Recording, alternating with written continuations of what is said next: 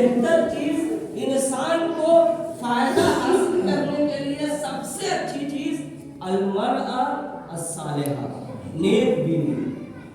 اس لیے جب اپنی نسل کی، اپنی اولاد کی شادی کیجیے تو رسول کائنات صلی اللہ علیہ وسلم نے ہمیں ترغیب دلائی، تنکح المرأة لأربع لمالها ولحسبها ولجمالها ولدینها فاظفر بذات الدین، کہ عورت سے 4 چیزوں کی وجہ سے شادی کی جاتی ہے، اس کے مال کی وجہ سے، اس کے حسب کی وجہ سے، اس کی خوبصورتی کی وجہ سے، اس کی دینداری کی وجہ سے تم دینداری کو ترجیح دو۔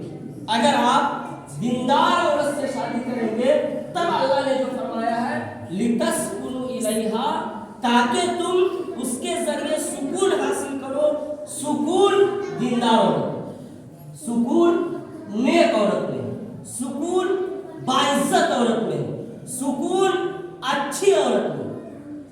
اللہ کے رسول اکرم صلی اللہ علیہ وسلم کی زندگی کا جب آپ مطالعہ کریں گے، رسول کائنات صلی اللہ علیہ وسلم نے اپنے بیویوں سے، امہات المومنین سے کس طرح سکون حاصل کیا۔ آج اللہ پاک نے شادی کو سکون کا ذریعہ بنایا۔ اللہ پاک نے بیوی اس لیے پیدا کی کہ آپ اس کے ذریعے سے سکون حاصل کریں، لیکن شادی کے بعد بھی ہم ڈپریشن کے شکار کیوں رہتے ہیں؟ ہمارے 2 خاندان کے درمیان، 2 آپس میں افراد کے درمیان وہ محبت کیوں پیدا نہیں ہو پاتی جس محبت کا اللہ پاک نے وعدہ دیا؟ اللہ کے رسول اکرم صلی اللہ علیہ وسلم نے جو ترغیب دلائی نیک عورت سے شادی کرنے کی، اس کے ذریعے سکون حاصل کرنے کی، اللہ کے رسول پر یاد کیجئے پہلی وحی آئی بخاری شریف میں، امام بخاری نے دوسری یا تیسری حدیث جو نقل کی، بخاری شریف کی جہاں سے ابتدا ہوتی ہے اللہ کے رسول نے کہ بے شمار حدیث میں امام بخاری نے جو تیسری حدیث نقل کی، وہ حدیث یہی ہے کہ اللہ کے رسول پر جب پہلی وحی نازل ہوئی، اللہ کے رسول پر جب پہلی وحی نازل ہوئی تو آپ کانپتے ہوئے، تھرتھراتے ہوئے اماں خدیجہ کے پاس تشریف لائے۔ اماں خدیجہ کے پاس جب آپ آتے ہیں، آپ کانپ رہے ہیں، تھرتھرا رہے ہیں، زملونی زملونی دسرونی کی صدائیں بلند کر رہے ہیں، اس وقت اماں خدیجہ نے آپ کو دلاسا دلایا تھا، اماں خدیجہ نے بتلایا تھا کہ اللہ آپ کو کبھی برباد نہیں کرے گا، اللہ آپ کو رسوا نہیں کرے گا۔ کیوں رسوا نہیں کرے گا؟ کیونکہ آپ لوگوں کی مدد کرتے ہیں، صلہ رحمی کرتے ہیں، سچ بولتے ہیں۔ جب اچھی بیوی ہوگی، نیک بیوی ہوگی، عزت دار بیوی ہوگی تو آپ پریشانی کے عالم میں جب گھر تشریف لائیں گے تو وہ آپ کو دلاسا دے گا۔ امہات المومنین نے، اللہ کے رسول اکرم صلی اللہ علیہ وسلم کی بیویوں نے ایسے ایسے موقع پہ رسول کائنات صلی اللہ علیہ وسلم کو دلاسا دلایا کہ تاریخ کو پڑھ کر امہات المومنین پر اشک آتا ہے۔ 6 ہجری میں صلح حدیبیہ ہوا، اللہ کے رسول نے کفار سے صلح کیا۔ چند ایسے شرائط تھے جو صحابہ کرام کو منظور نہیں تھے، اس میں سے ایک شرط یہ تھی کہ کفار میں سے جو بھاگ کر کے مسلمان کے پاس آ جائے، مسلمان اسے واپس کر دیں گے، اور اگر کوئی مسلمان کفار کے پاس چلا جائے تو کفار اسے واپس نہیں کریں گے۔ یہ شرط صحابہ کو منظور نہیں تھی۔ اللہ کے رسول نے اس صلح پر، صلح نامے پر جو سہیل بن عمرو نے لکھا تھا، اس پہ آپ نے دستخط کر دیا، ہمیں منظور ہے۔ صحابہ ناراض ہو گئے۔ اللہ کے رسول نے بال چھڑوانے کا حکم دیا، قربانی کے جانور کو ذبح کرنے کا حکم دیا۔ صحابہ اللہ کے رسول کی بات نہیں مان رہے ہیں۔ سفر میں صلح حدیبیہ کے موقع سے آپ کی بیوی ام سلمہ ساتھ تھی۔ ام سلمہ نے اللہ کے رسول کو فرمایا کہ اللہ کے رسول، صحابہ اس طرح آپ کی بات نہیں مانیں گے، آپ خود جا کر کے پہلے اپنے بال چھلوائیے اور قربانی کے جانور کو ذبح کریں۔ جب اللہ کے رسول نے خود اس عمل کی ابتدا کی، صحابہ کرام جوک در جوک اس عمل کو کر رہے ہیں۔ اس کٹھن موقع سے کس نے دلاسا دیا؟ ایک نیک بیوی, ایک اچھی بیوی. آگے بڑھیے. اللہ کے رسول کس طرح اپنے بیویوں کے ساتھ رہتے تھے. سکون چاہیے, اطمینان چاہیے. اللہ کا پیغام لتسکنوا الیہا, اللہ پاک نے بیوی اس لیے بنائی تاکہ تم اس کے ذریعے سکون حاصل کرو. اما عائشہ کی زندگی کو پڑھیے. اللہ کے رسول اما عائشہ کے ساتھ کس طرح زندگی گزارتے تھے. امام بخاری نے بخاری شریف میں حدیث نقل کی. اما عائشہ موٹی تازی تھی شروع زمانے میں, سفر پہ نکلی.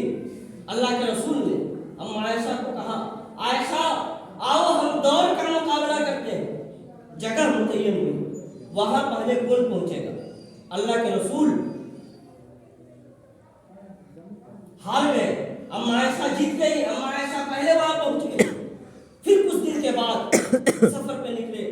اللہ کے رسول نے پھر فرمایا عائشہ سے, آؤ دوڑ کا مقابلہ کرتے ہیں.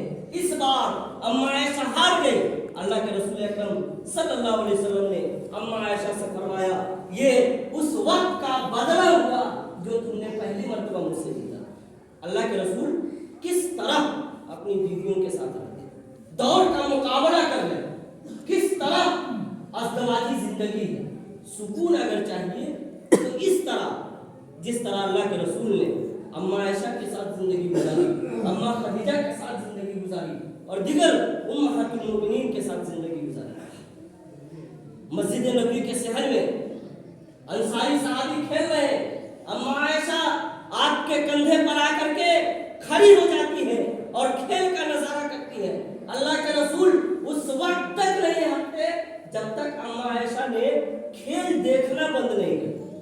اس لیے اسلام نے رسول کائنات صلی اللہ علیہ وسلم نے بیویوں کے ساتھ اگر آپ کو سکون چاہیے تو چند حقوق اسلام نے مرتب کیے ہیں, جن حقوق کی ادائیگی میں ہمیں صحیح زندگی نصیب ہو سکتی ہے. پہلا حق اسلام نے جو بیویوں کا پہلا حق متعین کیا وہ مہر کا حق ہے. اللہ فرماتا ہے وَآتُوا النِّسَاءَ صَدُقَاتِهِنَّ نِحْلَةً, کہ تم اپنی بیویوں کو جب شادی کرو, شادی کے لیے جاؤ تو اس کو اس کا حق مہر دے دو.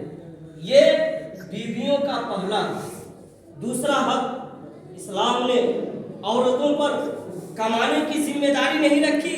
اسلام نے عورتوں پر باہر کے ضروریات کی ذمہ داری نہیں رکھی. اسلام نے شادی سے پہلے بیٹی کی پرورش اس کے باپ کے ذمہ رکھی اور شادی کے بعد یہ پرورش کی ذمہ داری, اس کے نان و نفقے کی ذمہ داری, اس کے کھانے پینے کی ذمہ داری, اس کے کپڑے کی ذمہ داری, اس کے رہنے کے لیے گھر کی ذمہ داری اللہ پاک نے شامل کی. اللہ فرماتا ہے ذو سعۃ من سعتہ, اپنے استطاعت کے مطابق بیویوں پہ خرچ کریں. اللہ کے رسول نے ارشاد فرمایا, بخاری شریف کی حدیث ہے, افضل الدینار, سب سے بہتر, سب سے افضل دینار, سب سے بہتر پیسہ, سب سے بہتر مال وہ مال ہے جو انسان اپنے بیویوں پر اور اپنے اہل و عیال پر خرچ کرے. اس سے بہتر اور کوئی مال نہیں.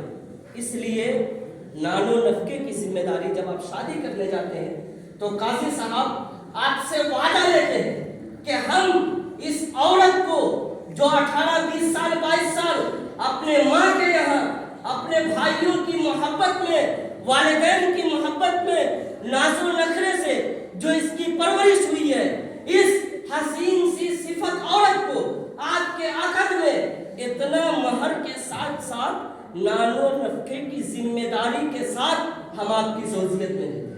آپ وہاں کہتے ہیں, شرط لیتے ہیں کہ ہمیں یہ شرط منظور, آپ نے شرط منظور کر رکھی ہے, اس لیے اس کو کھلانے کی ذمہ داری, اس کو بہتر سے بہتر اپنی استطاعت کے مطابق پہنانے کی ذمہ داری اور اچھا گھر فراہم کرنے کی ذمہ داری آپ پر ہے. ایک تیسرا حق بیوی کا یہ ہے کہ اس کے ساتھ بہتر معاملہ کیا جائے, حسن معاشرت, اچھی طرح سے برتاؤ کیا جائے. اللہ کے رسول نے فرمایا خیارکم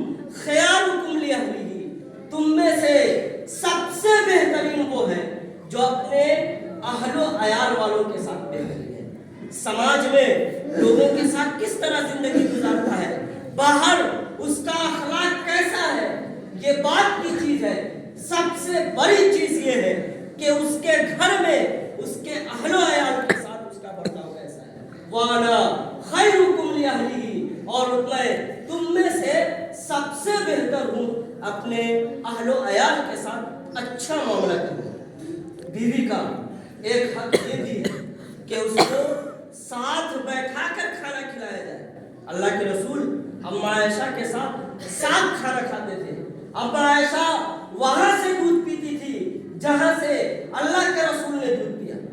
امام بخاری نے لکھا کہ بیوی کو نیک نیت اور ثواب کی خاطر اس کے منہ میں ایک لقمہ بھی ڈالنا فہیا صدقۃ، انسان کے لیے صدقہ ہے۔ اگر ایک انسان، ایک مومن نیکی کی نیت سے اللہ کے ساتھ، اللہ سے اجر و ثواب کی نیت سے اپنی بیوی کے منہ میں ایک لقمہ ڈالتا ہے، اللہ کے رسول فرماتے ہیں فہیا صدقۃ، یہ اس کے لیے صدقہ ہے۔ بر صغیر میں ہمارا جو معاشرہ ہے، معاملہ یہاں پر بگڑتا، ہمارے معاشرے میں ایک ساتھ زندگی گزارنے کا رواج ہے۔ ہم اجتماعی زندگی کے قائل ہیں، ایک ساتھ ہم زندگی گزارتے ہیں۔ عام طور پہ جب آپ ایک عورت کو شادی کر کے لاتے ہیں، یاد رکھیے گا وہ آپ کی بیوی ہے، آپ کے گھر کی نوکر نہیں، وہ آپ کی بیوی ہے، آپ نے اس کو بیوی بنا کر لایا ہے، نوکر بنا کر نہیں۔ آپ کے گھر کے دیگر افراد کی خدمت کرنا اس کی ذمہ داری نہیں ہے، آپ کی خدمت کرنا اس کی ذمہ داری ہے۔ اس لیے بیوی کو بیوی کی طرح رکھا جائے، نوکر کی طرح نہ رکھا جائے۔ وہ کام کرے گی، آپ کے ماں کی، باپ کی اگر آپ اس کو حکم دیتے ہیں کہ تم میری ماں کی خدمت کرو، میرے باپ کی خدمت کرو، تو اس پہ واجب ہو جاتا ہے کہ وہ آپ کے ماں باپ کی خدمت کرے۔ لیکن یہ خدمت آپ کے حکم کی وجہ سے واجب ہوتا ہے، اس کی یہ ذمہ داری نہیں، یہ ذمہ داری آپ کی ہے۔ یہ ذمہ داری اس پر کب آئے گی؟ جب آپ نے حکم دے دیا۔ آپ اس کے ساتھ بہتر معاملہ کیجیے۔ عام طور پہ عدل، مساوات جو اسلام میں ہے، اس کا تصور بیویوں کے ساتھ ہم نہیں کرتے۔ بہت سارے لوگ بیویوں کے حقوق کی اتنی حد تلفی کرتے ہیں، وہ سمجھتے ہیں کہ پورا حق ماں کا، پوری عزت، پوری تکریم ماں کو دے دی، بیوی بال بچے کو چھوڑ دیا، پرسان حال نہیں، کہاں کھا رہا ہے، کہاں پی رہا ہے، کیا پہن رہا ہے، کیا ہو رہا ہے، پوری ذمہ داری وہ سوچتے ہیں، پوری خدمت کی ذمہ داری اور پورا حق ماں کا ہی، بیوی بال بچے کو چھوڑو۔ اسلام یہ نہیں ہے۔ بہت سارے لوگ ہیں جو کل کائنات بیوی بال بچے کو ہی سمجھتے ہیں، ماں باپ کو چھوڑ دیتے ہیں۔ یہ بھی اسلام نہیں ہے۔ نہ پہلا اسلام ہے پورا دیکھ ریکھ بیوی کی کرنا اور ماں باپ کو یکسر نظر انداز کر دینا، یہ بھی اسلام نہیں، اور صرف ماں باپ کی خدمت کرنا، بیوی بال بچے کو چھوڑ دینا، یہ بھی اسلام نہیں۔ اسلام عدل کا نام ہے، اسلام انصاف کا نام ہے۔ اسلام نے بیویوں کے بھی حقوق متعین کیے، ماں باپ کے بھی حقوق متعین کیے، اور سب سے بہتر اللہ کے رسول کے نزدیک، فرمان کے نزدیک، رب کے نزدیک وہ ہے جو ہر کو اس کا حق دیتا ہے، ہر کو اس کا حق دیتا ہے۔ بیوی کا بھی مقام ہے، بیوی کا بھی مرتبہ ہے، ماں کے بھی حقوق ہیں۔ ہمارے لیے چند مسائل کا جاننا بھی بہت ضروری ہے۔ اللہ کے رسول اکرم صلی اللہ علیہ وسلم نے اس پاکیزہ رشتے کو بہتر بنانے کے لیے اللہ پاک نے فرمایا واللاتی تخافون نشوزهن فعظوهن واهجروهن فی المضاجع۔ ایک ساتھ تم زندگی گزار رہے ہو، اگر یہ زندگی کی پٹری صحیح طور پہ نہ چل سکے، اگر لگے کہ آپس میں نہ اتفاقی ہو رہی، فعظوهن، تو اس کو تنبیہ کرو، نصیحت کرو، اس کو بتاؤ کہ شوہر کا مقام کیا ہے، اس کو بتاؤ کہ اللہ پاک نے اور رسول اکرم صلی اللہ علیہ وسلم کے فرمان نے یہ بتلایا کہ اللہ پاک اگر اللہ کے علاوہ کسی کو سجدہ तो बीवी को यह हुक्म देता कि वो अपने शौहरों को सजदा करे। अगर आपस में न बने तो उसे नसीहत करो, फाइजुहुन्ना। अगर नसीहत से भी काम न बन पाए, इस्लाम ने स्टेप बताया। अगर आपके जिंदगी की पटरी नहीं चल रही है तो आप उसे छोड़ नहीं सकते। आप उसके साथ जालिमाना और जिस तरह से जानवरों के साथ सलूक होता है वैसा सलूक नहीं कर सकते। कुरान ने स्टेप बताया, पहले उसे नसीहत कर दी, फाइजुहुन्ना वहजुरुहुन्ना फिल मसाजिद। दूसरा दौर, दूसरा स्टेप, दूसरा कदम, अगर नसीहत से बात न बने उसका बिस्तर अलग करो, वज़रिबुहुन्ना फिल मसाजिद। ये दो कदम और दो अक़दाम उठाने के बावजूद, दो काम करने के बावजूद भी काम न बने तो तादीबन उसे मारो। तादीबन याद रखिएगा, इतना ना मारना है कि उसको हॉस्पिटल जाने की नौबत आ जाए। बहुत सारे लोग अपने समाज में, इंसानी समाज में बीवियों के साथ ऐसा सलूक करते हैं जैसा जानवरों के साथ भी सलूक नहीं होता। बहुत सारे लोग इतना मारते हैं कि हॉस्पिटल जाने की नौबत आ जाए। अल्लाह पाक ने मारने का तादीबन हुक्म दिया, लेकिन नुक्ते की बात समझिए।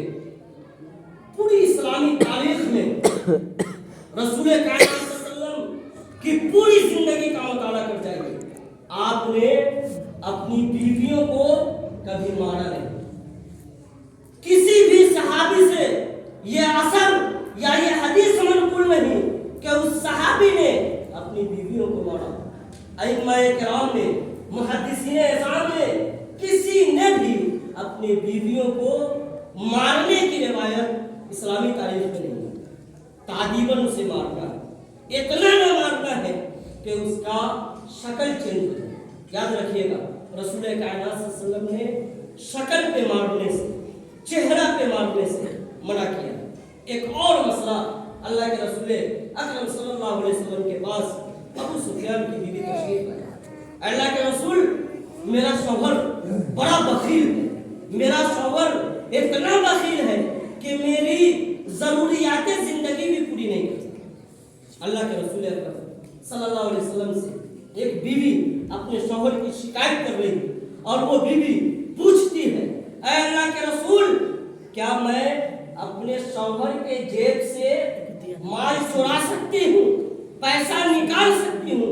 अल्लाह के रसूल अकरम सल्लल्लाहु अलैहि वसल्लम ने फरमाया, उतना निकालना है मा यकफी का व यकफी बनी का, जितना तुम्हारे लिए और तुम्हारे बेटों के लिए किफायत करे। मा यकफी के व यकफी बनी का, उतना निकालना है।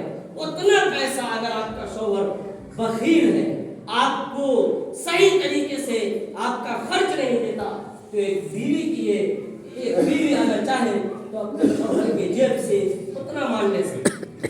शौहर की जिम्मेदारी है बीवी को खिलाना, बीवी को पहनाना। इसलिए बीवी अपने माल से, मसला समझिए, बीवी अपने माल से शौहर को सदका दे सकती है। बीवी के पास अगर माल है, बीवी के पास अगर जायदाद है, बीवी के पास अगर पैसे हैं, तो बीवी अपने शौहर को सदका दे सकती है, लेकिन शौहर बीवी को सदका नहीं दे सकता। शौहर बीवी को सदका नहीं दे सकता। अल्लाह के रसूल अकरम सल्लल्लाहु अलैहि वसल्लम, जब आप एक साथ जिंदगी गुजारेंगे तो कभी नाचाकी आएगी। एक मर्तबा अल्लाह के रसूल और अम्मा आयशा में नाचाकी होगी। एक मर्तबा अल्लाह के रसूल में और अम्मा आयशा में नाचाकी हो गई। कहीं से हुजूर आया, अल्लाह के रसूल ने अम्मा आयशा को मनाया और खुद से हुजूर किया। खुद से हम ये समझते हैं कि हम हाकिम हैं, हम क्यों झुकेंगे? अर्रिजालु क़व्वामून अला निसा, अल्लाह पाक ने मर्दों को औरतों पे हाकिम बनाया। हाकिम बनाने का यह मतलब नहीं है कि आप उस पे जुल्म करेंगे। हाकिम बनाने की वजह अल्लाह पाक ने बता दी, बिमा फज़्ज़लल्लाहु बअसहुम अला बाज़ व बिमा अनफ़क़ू मिन अम्वालिहिम। हाकिम बनाने की वजह यह है, तुम इसलिए हाकिम हो कि खिलाने की जिम्मेदारी तुम अपने माल में से खर्च करते हो, उसकी परवरिश करते हो, इसलिए तुम हाकिम हो। और कोई کہ تم اپنے مال میں سے خرچ کر کے اس کی پرورش کرتے ہو، اس لیے تم حاکم ہو۔ حادثہ فکر نما ہوا اما عائشہ پہ عبداللہ ابن ابی بن سلول اور دیگر منافقین اور کفاران نے اما عائشہ پہ تہمت لگائی۔ اللہ کے رسول نے اس وقت اپنی بیوی کے ساتھ کیا برتاؤ کیا؟ 1 مہینہ اما عائشہ سے آپ الگ رہے، اما عائشہ کے پاس جاتے نہیں تھے جب تک وحی نازل نہ ہو گئی۔ اما عائشہ کے بعد میں حضرت جبرائیل قرآن پاک کی آیت لے کر آ گئے۔ اس پورے واقعے کو پڑھنے کے بعد اللہ کے رسول نے پورے معاملے میں کبھی بھی حضرت عائشہ کو طعن و تشنیع نہیں کیا، حضرت عائشہ کو مارا نہیں، حضرت عائشہ کو گالی نہیں دیا۔ آپ اپنی اولاد کے سامنے، اپنی نسل کے سامنے اپنی بیوی کو گالی دیتے ہیں، اپنی بیوی کو اس طرح سے مارتے ہیں جس طرح سے لوگ جانور کو بھی نہیں مارتے۔ مارنا ہے، تعذیباً مارنا ہے۔ آپ سمجھیے اس نسل کے ذہن میں کیا ہے۔ آپ کا بچہ یہ پورے معاملے کو دیکھتا ہے، وہ آپ سے کیا سیکھے گا؟ ہم اللہ رب العالمین سے دعا کرتے ہیں کہ اللہ پاک ہمیں پاکیزہ زندگی عطا کرے، اللہ پاک ہمارے اور ہماری بیویوں کے درمیان وہ محبت پیدا کر دے جو اما عائشہ اور رسول کائنات صلی اللہ علیہ وسلم کے درمیان تھی، حضرت علی اور فاطمہ کے درمیان تھی۔ اللہ پاک ہمیں جب تک زندہ رکھے ایمان پر اور خاتمہ تو خاتمہ خیر عطا فرمائے۔